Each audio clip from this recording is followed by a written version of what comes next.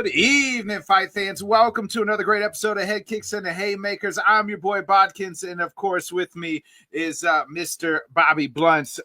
What a nice weekend it was. We woke up early, catch the fights all the way in Shanghai, China. Bobby, did you stay up or did you wake up? I woke up and decided to watch the fights. I thought that was the best way to go.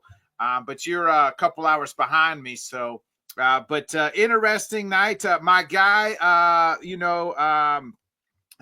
not Charles Woodson, but Charles Energy. Johnson. Yep, Charles John Energy with a nice knockout, and nonetheless, Aljo gets a nice win. To me, those were kind of the big headlines coming out of Shanghai on Saturday. Your thoughts on the card, Shanghai Saturday? Yeah, I mean, it was a decent card overall. Got to give Johnny Walker some love. What's up, Kev? I started like watching a couple, and then I figured I ain't doing this all night, so got a little bit of sleep, and woke up and caught the rest there. And yeah, I mean, the arena was kind of weird. It was like packed, but at the same time, it like wasn't loud. Like there were certain moments of the night I thought we were in the apex, but Kyle Dawkins got that early finish on Michelle Pereira, and that was a pretty interesting moment. You could definitely tell he had the Philly like cornermen and stuff. They were all like screaming over the cage and stuff. And I mean, you led with Charles Johnson. I mean, that was like one of my highlights of the night. They are never going to learn not to give this guy up and coming, guys they want to be something, because he'll put them out every single time. So he definitely needs to be a little higher in the rankings. I hope they give him someone like more ranked up than instead of having him fight down. But overall, good night / morning, considering wherever you are there. I ain't complaining. Yeah, it was. Rob says here, welcome to Asian MMA boys. Reverse noise of Western MMA. They cheer grappling. Amen to that, Rob. They definitely did. And it was a good card. I want to start with Aljo here.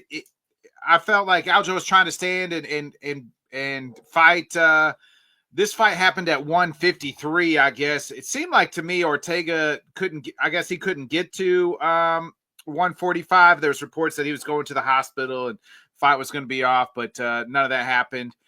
He just didn't make the weight. And to me, like, he looked like he was on death's doorstep at 153. And even in the octagon, it just looked like he would rather be any place other in the world. Aljo gets the decision win. And to me, like, he calls out the champ. I don't really think that's what's next. I do believe it's Lerone Murphy, but what's kind of next for Aljo? Like he's probably one away here. And to me, I said the loser leaves town as far as like contender. And I think Ortega just needs to be done at 145 period. Yeah. I mean, when you got the news earlier, it was kind of, to be honest, it reminded me a lot of Brian Battle. Like it wasn't like that shocking that this was happening. I didn't know if it was because it being over there. Like in any other circumstance, I would kind of give the out on that. But I mean, he's kind of had issues in the past, and they've been fairly public too. So I kind of just assumed the fight was off, but then, they figured it out. Good on him for at least, fighting through and stuff. And I think we got to give a shout out and a standing ovation to the wonderful manager Tiki, who got Aljo this fight in China. But not only that, they had to change the weight for it. So hopefully, they compensated him for it and he just didn't do it to fight. But, at least he got the win. And you kind of said it. It seemed like Ortega wanted to be anywhere else but there. He was trying to fight through it on certain things, but I don't know. The first time I watched the fight, it really threw me off a little bit. I don't know if it was the time of day or what, but fuck whoever made that thing 5 rounds. Like there was no reason for it to be 5 rounds.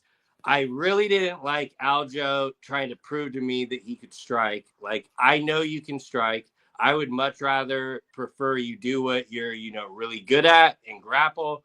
Hey, if you wanted to kind of showcase the striking for the UFC and the matchmakers to try to, give them better matchmaking down the line or something, I get it. But like, to me, the fight didn't even start until the fourth round when he finally just started to, grapple and do a little bit of damage there. But, it was kind of back and forth, but Aljo was winning all the exchanges and stuff. So he easily won every single round. There was never really a point where Ortega looked like he was going to get finished, even when he was on the ground. But, who knows if, Aljo was kind of holding back a little because he didn't know if like Ortega even tried to make the weight or not. So he seemed to like, fight conservative, knowing there would be 5 rounds.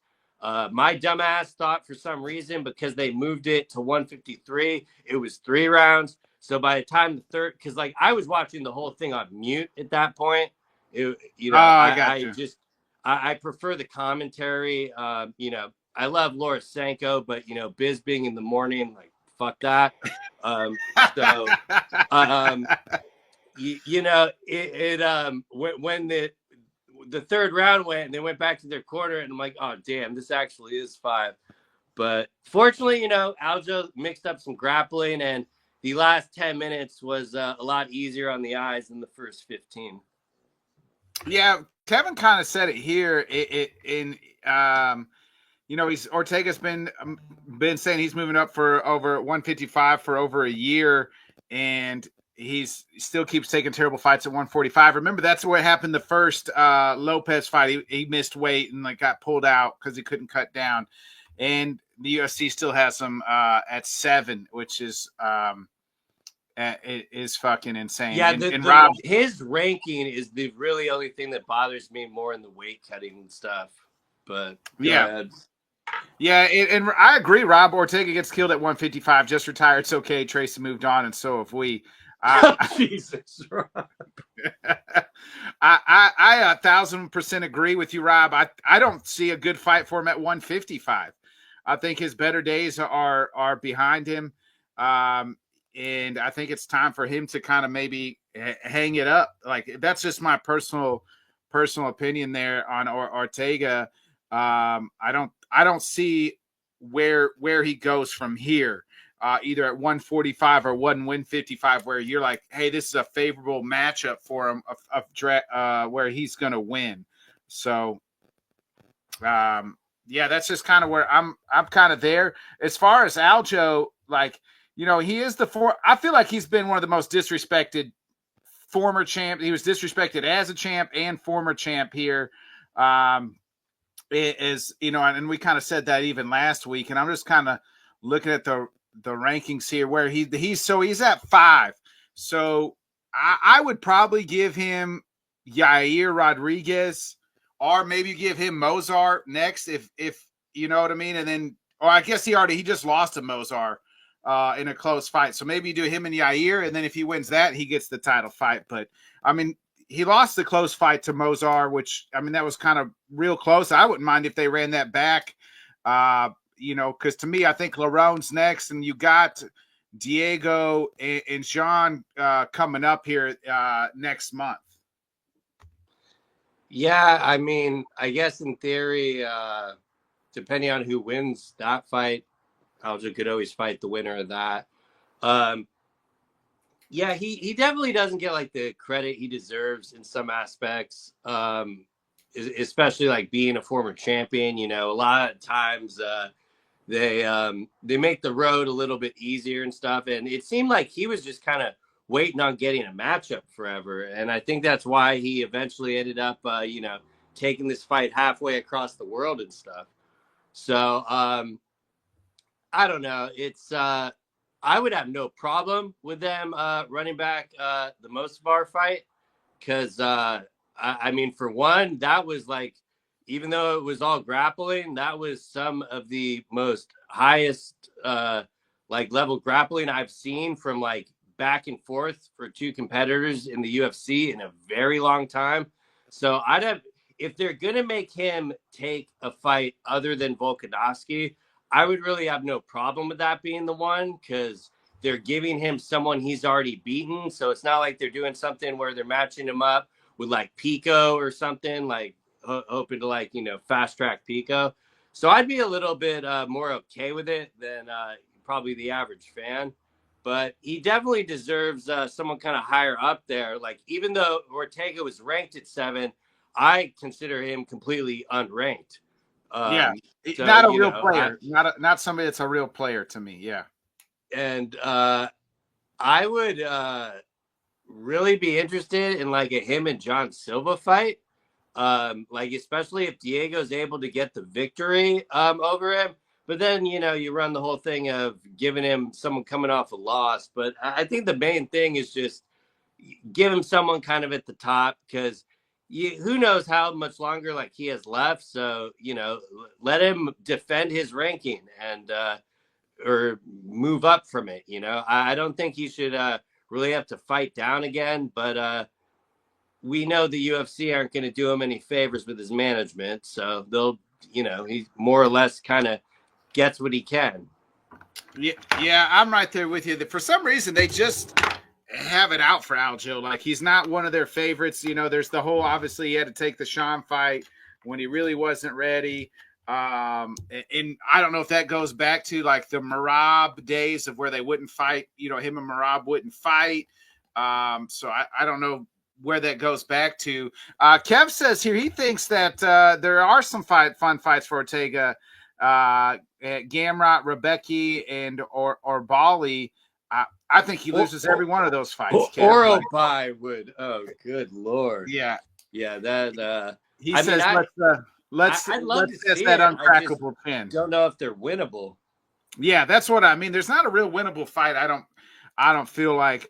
What do you make of Johnny Walker going into China and spoiling the home crowd here? That was such a bizarre fight, especially when I watched it back.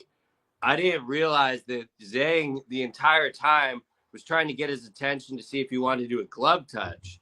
And, Walker's just like spacing around, like not looking at him. And then like he puts his hand out, kind of indicating he's going to do it. And then like just immediately does that bizarre shot. And though it threw Zhang off guard, he still kind of ended up on the top position. So it was really dicey in the beginning. You're like, oh, this might go the way we kind of thought. But he completely bounced back. He was in the fight the entire first round. He was definitely taking the heavier shots and stuff, but he was putting a little bit back, mainly just kind of fighting on the outside. Seemed like he wanted to tire him out a little and just maybe take him into the second round, since Zhang's had so many like first round finishes. So I don't know. That second round, he came out and it was really just those calf kicks that really seemed to make him turtle up, and from there he got the finish. So a good win for Johnny Walker. What the hell do you do with him? I have absolutely no idea. Here's a name for you. And if I'm Johnny Walker, this is the name I'm trying to shout, and that's Jamal Hill. Yeah. And if I'm Jamal Hill, I want that fight. I need a win. If I'm Jamal Hill. I mean, and that's a lower of the lesser the guys you've been fighting, and then that gives Johnny Walker's a name, a decent name if you're Jamal Hill too. Maybe to get you back on track. He's gonna try to, he'll stand and fight with you for the most part. Well, why not? Didn't they already fought, right? They actually, I take that back. They already fought. That's the knockout. That's the knockout. Well, I mean, let him. You run it back. I mean, I'd have no issues with it, mainly because they're probably going to do it anyways. It just really depends, like, on what Walker wants. Does he like think he's going to be kind of crawling back to the top of the rankings, or is he, just trying to, take decent fights? Because the UFC kind of knows what they have with him. It doesn't seem like they're going to put him in these scenarios. I mean, granted, this one kind of looks like that because, he was kind of the away team and stuff. So it seems like they were kind of setting him up for a loss. But, we kind of learned a little bit about Zhang, too. If you're patient with him and wait him out and get through that first round, I think a big part of that calf kick was him getting tired and stuff. So I would just say give him a top 10 opponent, whether it's Hill or whoever. That's kind of like where he's at. I know he's not really going to go up from this, maybe one spot. Who's at 12? Rakic is there at 7. Maybe give him old man Jan Blachowicz. I mean, that's all the way at 5. Yeah, I think that's a little bit too much of a lead there. But, someone in that bottom 10, I mean, the Orobai fight, I know that would be fun as hell to watch. So, I mean, that's a great shout by Kev. But, it would just kind of be like what they're trying to really get out of him. I would assume they'd probably have him main event the Apex or something. Or, maybe go back to one of these site fee areas. If I'm him, I mean, even though if you're going to go all the way at the top, why don't you call for the rematch in the desert? I mean, he has that bizarre ending with the current champion in Goliath. So, they ran that back. They ran that back and he got knocked out. Remember, Uncle Goliath knocked him out. Yeah, but, at least he has some like kind of weird thing going on with the champ to at least get his name to try to move back up there. Because, I mean, most likely thing for him is I see the UFC matching him up with some up-and-coming contender that they just signed on Contender Series or something. Yeah, I could see that. Let's see. Rob says Jamal belongs at heavyweight. He probably does. I wouldn't mind. That wouldn't be a dumb move by Jamal Hill. Give him Waldo. I think it's his quickest track back to a title is probably back to move to heavyweight. Yeah, I don't know. I think Jamal just needs to, get one in there, and because he hasn't had a win since the injury there. So I think he'll just take a win. So it is that easiest win at heavyweight? It could be. But at the same time, I think there are plenty of fights for him at 205 still. Yeah, we'll see what there. You mentioned Waldo Cortez. He takes the loss to Pavlovich. Not sure if Pavlovich is all the way back, but it was a good win for him. I really don't know what you do with him. He's lost to kind of the top tier guys there at heavyweight. Obviously, he's been knocked out by Tom Aspinall. He lost to Volkov the last time out. Maybe if Ciryl Gane loses here next month, he could fight Ciryl Gane in the loser match. Yeah, I don't know. That just sounds terrible. I like what Waldo definitely felt like he was a little worried about the power, just really fought on the outside the entire time, never really wanted to get close. When he did, he was getting clipped and stuff. So definitely a little bit of a setback for him. I am ironically a little bit more interested in what Waldo is doing next opposed to Sergey. But that's just because that top at heavyweight is just so interchangeable. So I would just say you find him a fresh matchup. If that's the corpse of Gane after Tom sparks him, so be it. But Waldo's still 6. Maybe he could fight Curtis Blades at 4. You know what I mean? Like I know he's fighting up again, but or maybe Derek Lewis. Blades would be an interesting one, or Derek Lewis versus Waldo. Has he fought Almeida yet, Sergey? No. That'd be one I'd be kind of interested in. Yeah. Sergey's getting ready to fight Volkov though on that same card.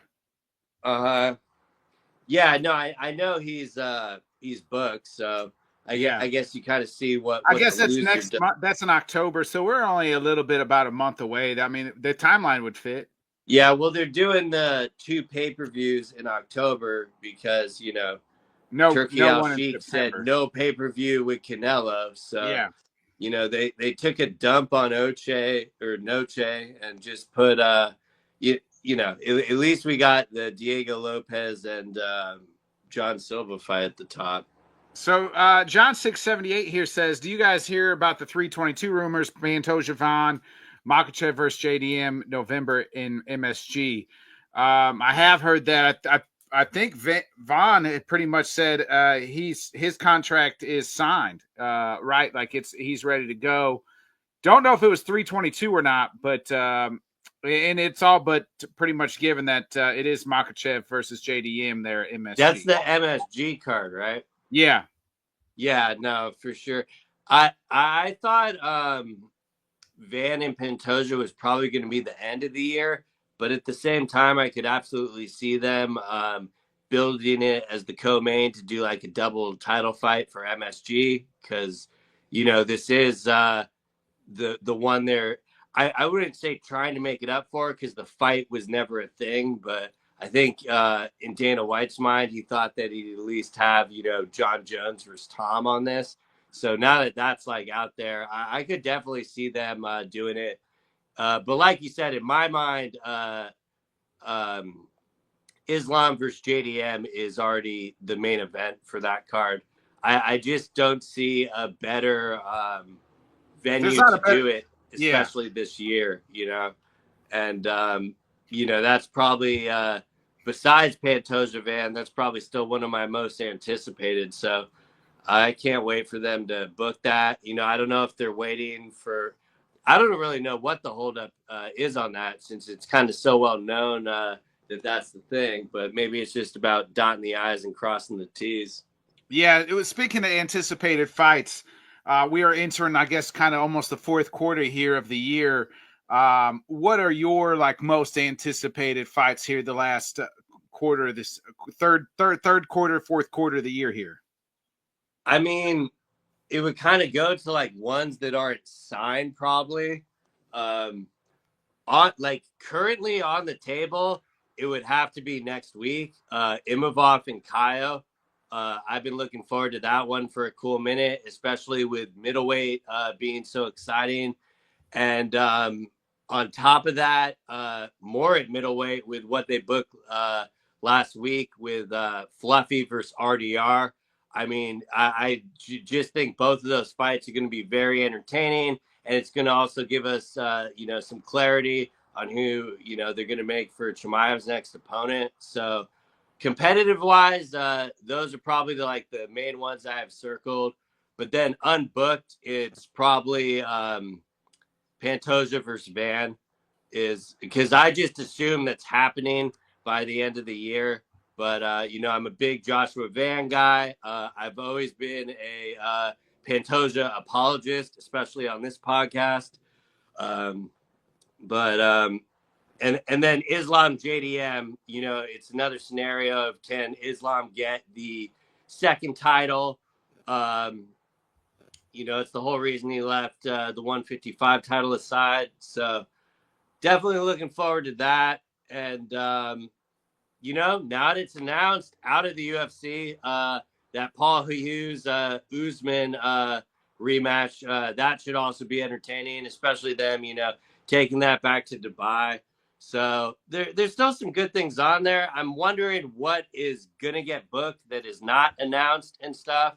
Yeah, Rob says Kayla versus Nunez makes him go crazy. That's a fun one, Rob. I'm not gonna lie to you. I got a feeling that's going to be in 26 though. I think that was already on the ticket for this year. I feel like it would have already been announced, especially with not so much the weight cut with Kayla, but with Amanda being out of competition for so long. I think it's going to take a little bit more time than December there. But I can't wait for it, absolutely. I think that, to me, the Kayla and Amanda is the perfect fight to go the first fight on Paramount.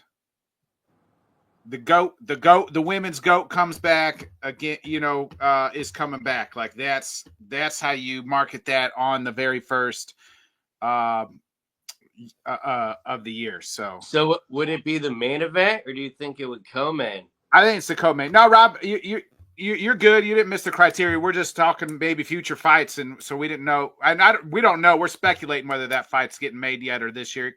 It definitely could be still made this year. So The one that I will not be looking forward to, that and I don't even know if it's legit. I'm assuming it's not yet, but they're talking more and more about Ilya versus Gaethje. yeah, And that was denounced by somebody. Somebody said that's not true, or who knows? yeah, You never know. I'm not more. What I'm more concerned about is like when I see Chael Sonnen and DC campaigning for it to be Gaethje versus Ilya, that just like concerns me because you like who do you think's telling them that? They're trying to like set it up so they soften the blow when it gets made, and I don't know. It's looking more and more like that's going to be the reality. I mean, you know me, I would much rather prefer they just do Armin next. I think it's the most compelling fight at 155. I think it's way too soon for Patty, and they should probably just have him fight, someone else. But I don't know what they're going to do with that. But it just, I really hope that doesn't get announced, but I feel like it's inevitable. Yeah.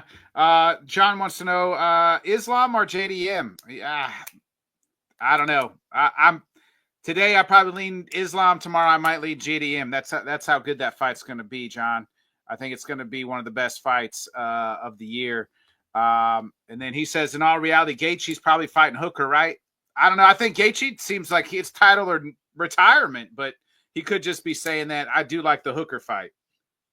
I mean, I would much prefer that fight. I mean, book the thing they got away there, but I could also see Gaethje being like, "Yeah, I took a different opponent on short notice. I want the title shot." He's definitely got the manager that's going to campaign for the title shot. So I think it's more inevitable than anything. But who knows? Maybe the UFC will absolutely shock me and book Armin versus Ilya. But to answer John's question, today I'm still picking Islam. I'm not discounting what JDM can do. This is definitely the more difficult fight that Islam is taking, but I would probably have to favor him at this moment. Yeah, I do too. But I don't know. JDM, it's a lot because like you're talking 15 pounds and moving up. And I know that Islam cuts. He was big lightweight, but JDM's. I mean, it's going to be interesting. That's going to be a hell of a fight. And as far as like fights that I'm looking forward to, that's one. I'm looking forward to Yuri versus Roundtree. I think that's going to be a fun fight. That's in a couple weeks. Sanhagen and Rob on that same thing too. Huh? Yeah, Sanhagen and Rob on that card. That October card's really good. That first one, Sanhagen Marab. That's going. Nobody is giving Sanhagen any sort of chance, and I think that's kind of a disservice to Sanhagen because I think he does have a chance. I think he's really good. So we'll just, and I know Marab he's just a cardio, but but I do think Sanhagen. I don't know. I think that's going to be a good fight. I definitely Corey. Yeah, no, I definitely think Sanhagen kind of has the best style because the problem with Marab is he's just like so constant pressure, and he needs someone to put that pressure back. And if he's able to start pressing forward and stuff, and maybe throw off Marab, I could see it happening. I mean, I probably would still have to favor Marab because he's Marab, but I do think he does have a kind of interesting set of skills to match up. So I think it's going to be entertaining either way. He's going to have a hell of a better chance than O'Malley. That's for damn sure. Yeah, I agreed. I don't know, John. He says if Sugar can't chin Marab, then he don't think Sanhagen can. He doesn't have to. He can take Marab down. I trust Sanhagen's ground game more than I trust trust his game than I trust Sean's ground game by far. So I think Sandhagen's just more well-rounded than Sean. And I mean, Umar gave Merab everything he could handle and then some. And I kind of hold Corey to that same sentiment. Yeah. I mean, especially, I'm still always going to wonder what happened in that fight if Umar did not break his hand too. So but that's also kind of the blueprint that Corey has to put against him as well. He's going to have Whitman in his corner. So, I mean, that it's going to be cool to see, John Wood versus Whitman too. That should be interesting. Yeah. Back to some of, I just was going to pull up some of these fights here. I wanted to look at off the top of my head. I can't remember all the good fights that are being made on that. I think the Lopez Silva fight in a couple weeks is going to be pretty good. You got Olberg Reyes as well. So yeah, Corey's smart. That's what I mean. That's true, Rob. So I won't. I don't want to take nothing away from Corey. I think Corey can win that fight. I really do. Will I pick him? Probably not, but I do think he's got a chance. Yeah, I assume he's like a 3-1 underdog. Oh yeah, huge underdog right now. Huge underdog. What do you make in?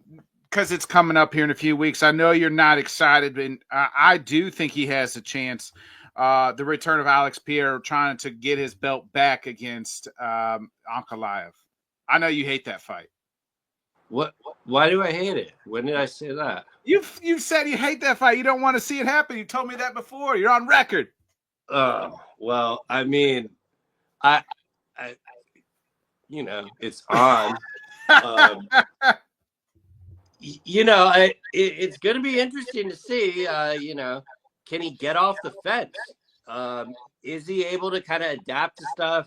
I don't think it was Everly particularly that close. I know a lot of people think that he almost won. So, take that for what it's worth. I'm not really trying to hate on him. I'm just more concerned. You saw him doing the movie and everything like that. And I also see the videos of him grappling and stuff. But I just don't know if it's really going to be enough to get him over the hump. Is he just planning on knocking him out? I don't know. I wish it was more the co-main event. But yeah, I mean, I guess you're right. I'm really not a fan of that. I told you I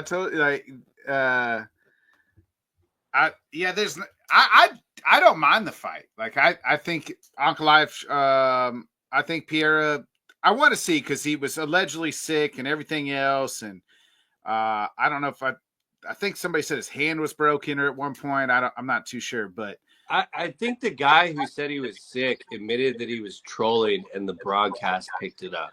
Oh, okay. Well, maybe. I don't know. We'll see. We'll see what happens. If Pierre loses that fight, I think he's done. I think forever. You think he's going to retire if he loses? Yeah.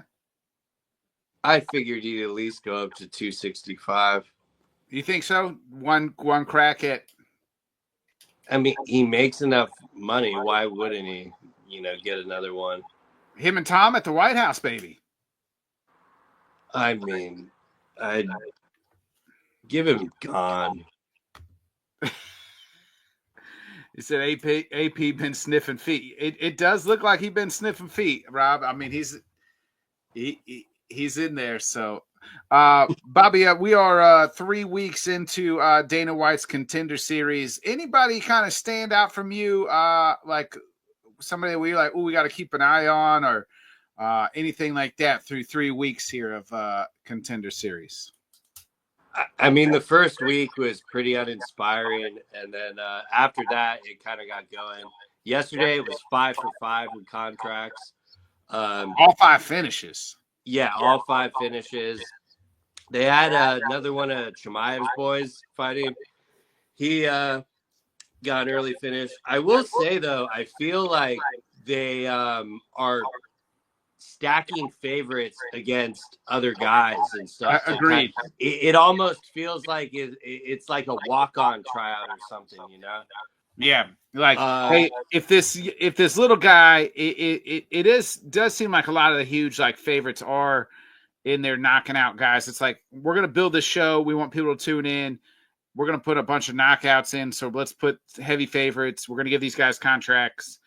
And then if they go 0-2 in the UFC, then they go 0-2. Who cares? But we're really trying to build this show. And if the other guy wins, well, guess what? I guess he belongs. That's kind of how I feel too.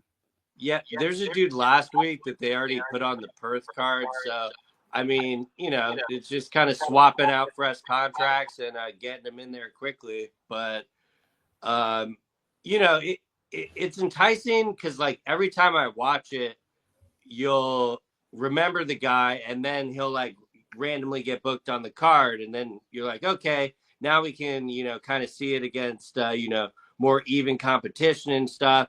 And sometimes they match them up accordingly, and other times they match them up together, and those fights are a little bit more entertaining and stuff. Like I remember them kind of lining up two guys that would be heavy favorites fighting anyone else fighting each other. But, instead you got the kind of we need to sign guys and stuff. There was a good comeback yesterday where the dude was getting, losing the entire time, getting heavy control to one of Dominic Cruz's fighters or pupils or something. No, I thought he that came was back and won. He was favored, but was that Dominic Cruz? I thought that was Paulo Costa's guy. Really? Yeah, that's what I think. It very well could have been. It's they have him like come on the screen and stuff, and like someone talk about him, and I thought it was Cruz, but who knows? Maybe it was the secret juice there. I'm pretty sure. Yeah, he was getting taken down the first two rounds, and then in the third came alive and finally knocked the dude out. I mean, what do you make of? I do feel like they're putting a lot of heavyweights out there trying to get in some heavyweight. I don't think there's been one night where there hasn't been a heavyweight. I know the dude who won last night, he's probably not going to fight at heavyweight. He's like 5'9". So he probably shouldn't fight at heavyweight, but at least he was on there. Yeah, no, I think they're definitely kind of stacking and seeing who we could, build. You even see that with the last dude that Black Beast fought. They were really trying to get him up there. Yeah. And, they're definitely starving for some heavyweight stars, and they're definitely going to get them their way. And that's naturally through the Contender Series. They're not going to pay any big money on the outside to bring anyone in to fight Tom. He's stuck fighting their roster. So I would expect at least one heavyweight fight on the entire 10 weeks there. I agreed. I think you're right. And like I said, the guy last night probably not going to fight at heavyweight. But why not? I mean, I get he's small, but I feel like a lot of people are trying to fight at heavyweight because, Tom may be a motherfucker, but that's probably their quickest, chance to fighting for gold in the near future. Right. Yeah. Right. Exactly. If you can go in there and get a couple knockouts, you're right there, I was watching. We got a little bit of time, and we're kind of running out. There's not much stuff to talk about this week. Oh, yeah. So Rob's saying kind of the same thing. He says, I'm glad you guys see how different this season is. All others felt authentic. I agree, Rob. It feels like this is a little bit more manufactured. And I don't know. Starting to feel like, because I was in the space with Rob last night, and I was almost comparing it to like, it's like the Ultimate Fighter, but the TikTok version. So, you just get streamlined the fight and stuff. Yeah. And it didn't like really used to feel like that, but it's definitely starting to feel a little bit more product placement. I don't know if that's because they're trying to sell it with the new broadcast deal and stuff. I So they're think that's trying what to it is. I make really it. think it. I really think it is. I think it has to do with we're in the ESPN deal. Like either ESPN's going to pick this thing back up, or whoever our broadcast partner is going to be. We need this thing to get picked up. I don't really think they care about Tough a whole lot, but I do think they care about the Contender Series. I think they're going to do them both in a package, and ESPN missed out, but I have a big feeling. I mean, there was that rumor about them like potentially buying Fight Pass, and I could totally see them possibly retaining ESPN because that will have the sickos still having to like keep their membership and stuff. Yeah. I would hate that for the record. For the love of God, selling it somewhere else. Yeah. So I was actually on. I was watching something, and I'll ask you. And we can either. We don't have to go division by division, but just kind of off the top of your head. I watched this thing. It was like the best champions in the UFC of each division, and they did like the worst champions of each division. Like to you, who is like maybe the best champion? And then they literally said you could literally name John Jones as the best champion of all time and also the worst champion of all time at heavyweight. That's hilarious. Like that also tracks though. Yeah, like he was the greatest, all time at 205, and it's the great. You could make a case that he's the greatest of all the champions to ever be a champion. I think you could. I think it's really close, but you could make a case, and then they were like, you could make a case that he was the worst heavyweight champion of all time. Yeah, and I don't know, those lists. You kind of always need some context and stuff because like, what does worst mean? Does worst mean you never defended it or something? They had that. And they had like a little bit of criteria. They named Pat Miletich as like the worst welterweight champion of all time, mainly because like he lost fights while he was champion in other promotions and things like that. So he was listed as the worst welterweight. Yeah, and I don't know. I kind of always look at it, even if like they lose their title, they still had to, overcome some moment to like win the title to begin with. So they were just talking because it's like Miletich had won championship. He was the UFC welterweight championship.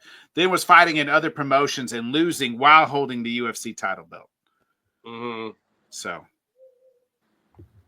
yeah, I mean, it's kind of I would say worst champion would probably be defined by not being the champion or like not defending the title and stuff. So I could completely see if people wanted to do that for John's last run at heavyweight there, because they did each class, and then they did each like who was the greatest overall champion and like the worst overall champion. Mm-hmm.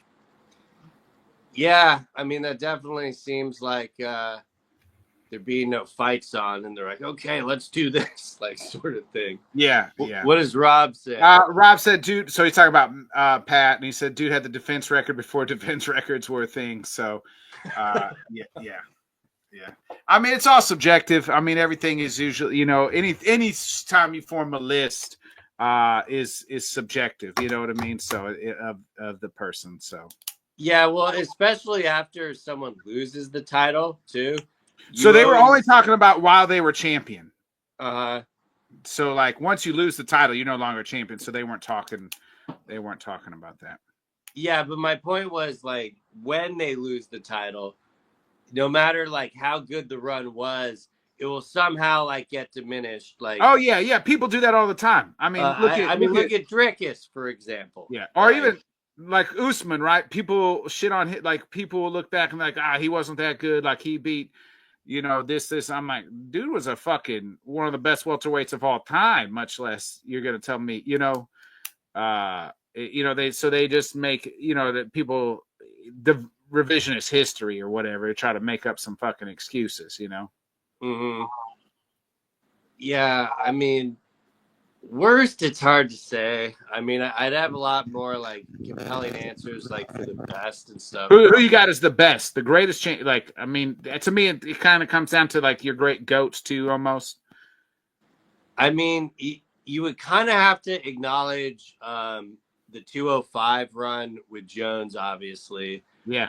BJ Penn at lightweight was definitely special. So their lightweight, they listed. This was MMA on Point. If you want to check it out, they listed Khabib as number 1 at lightweight. And I'd really have no pushback for that. Just like the way Khabib was able to come in and really leave on his own terms. A lot of people would kind of hold that. Well, and it was just like the people he beat as champion, and like that's all they looked at, like the title defenses. Well, especially not only that, half the people he beat as champion are still contenders to this day, getting title shots. So, I mean, the resume just keeps aging better to me personally. Yeah, agreed. And if you don't go out on top, they'll eventually find someone, to take you out. I mean, we see with some of these other guys that stick around a little bit longer and stuff, and there'll always be someone, and maybe that's the whole reason that John left. There are a lot of different opinions on, oh, well, he doesn't have to fight him. He, didn't, his legacy should be separate. And I can agree with that. But like the way it ended, it kind of always makes you wonder, Yeah. Yeah. We'll see if he does come back. There is reports too that we didn't hit just the kind of last few notes here.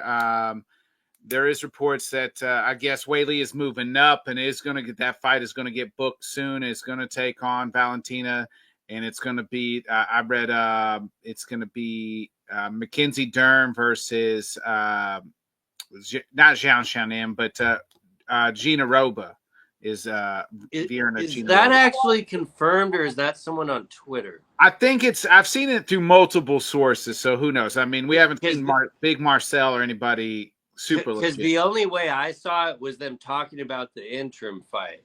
Yeah. Which I'm completely fine with. I mean, if there's going to be an interim fight, then that means Weili's moving up to fight Valentina. You know what I mean? Yeah, and I'm completely fine with that. Because if you're going to move up, if Islam gets stripped, you get stripped. Sorry, Weili. Like, I mean, you can always go back down and kick their ass and then win the title back, just like, so. I guess she could. I mean, it's really hard to bet against her these days. Yeah. Do you think, like, if that gets made, will that be a main event, or will it probably just be the co-main?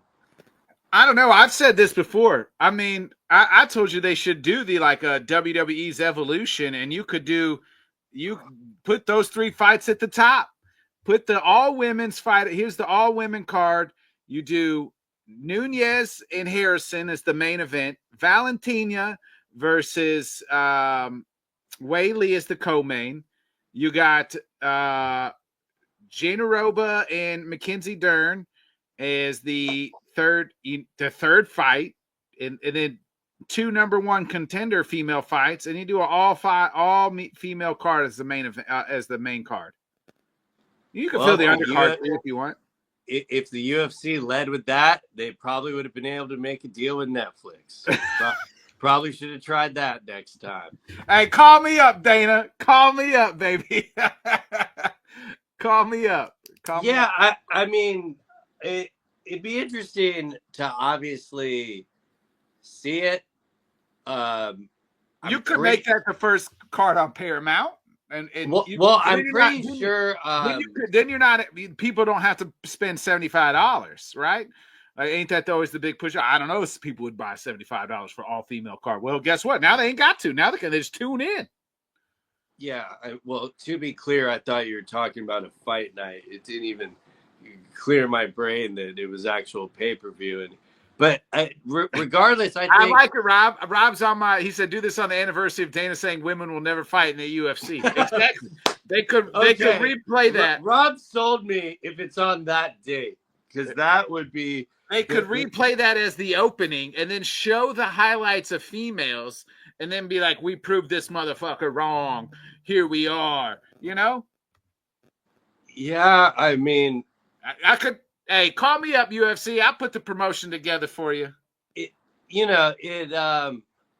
I'm interested in the fight. I just, in my mind, it will definitely be in 26. So it probably would be on the Paramount thing. So, they could probably run with it that way. But I don't know. Maybe they have it in their back pocket for the end of the year in December. Because I don't know. If you think about it, if anyone like had a decent manager, you think there'd be a lot of like champions vying for that December slot that aren't booked, If I'm a champion, I'm saying I need a pay-per-view. I need a fight on a card, pay-per-view now. Like before, let me get my points in now. Yeah, and get them in while you can, because who knows what happens after, for sure. Yeah. But I don't think, like, there's no way they're gonna do like a triple title fight for a December. I think at max we would get 2, but then there are other guys kind of already booked, and Rob. That's what I said, dude. They're all female pay-per-view in January, baby. Rob definitely had the right idea of, what will this be, his 3rd defense this year or 4th? 3rd. I mean, Umar, O'Malley, and now Corey. What Murad's crazy. Yes, he'll try to get one in December. It wouldn't shock me. He does that wild stuff, but it would also probably be contingent on the opponent. But I could see it. But I don't know. I've kind of always just assumed that Kayla Nunez was off the table for 26 there. But I kind of forgot about the pay-per-view model going away. So I don't know if they need that, or if they figure they got to compensate both of them already to where it doesn't really make too much of a difference from the UFC's angle. But I just hope it like gets booked sooner rather than later, because if it goes to like February, March, and it's not booked, I'm going to doubt that it's going to happen. There's a chance maybe Nunez doesn't come back, She's back. I think from all accounts is that she's back. Uh-huh. She's back in the pissing pool, at least. Yeah, and see, I don't even know what that means anymore. Like, what pool? I mean, Connor. I don't fucking know. Is the only reason that Aljo fight happened on Saturday is because they were in fucking China? Like, if that was in another commission, would they have probably just called the fight off? Because, Ortega looked like he was on death's doorstep, Yeah, he could look like he could barely even walk to shake Aljo's hand on Friday morning or whatever day it was. Yeah, it looked pretty brutal. I mean, you got to give him credit for, at least he looked like he was on death's door. Unlike, Brian Battle just is on the scale like, hey, yeah. I tried, guys, even though I'm not sweating. But speaking of Brian Battle, he is returning. He'll fight in Dirty Boxing this weekend. So there's a little bit of combat sports for you folks. Yeah, Rob's going to be doing a space for that on Friday. So Dirty Boxing. Oh, okay, Rob. All right. Yeah.